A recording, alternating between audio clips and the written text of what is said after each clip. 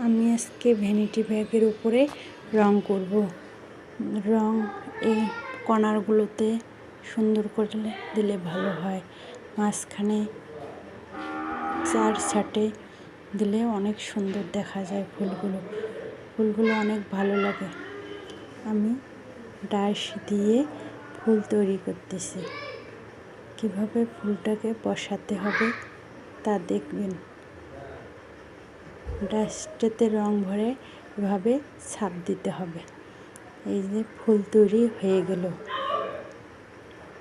এভাবে সবগুলো ফুল তৈরি করা যাবে। ভ্যানিটি ব্যাগের উপরে অনেক সুন্দর ফুল রঙগুলো করা যায়। আমি আজকে ভ্যানিটি ব্যাগের উপরে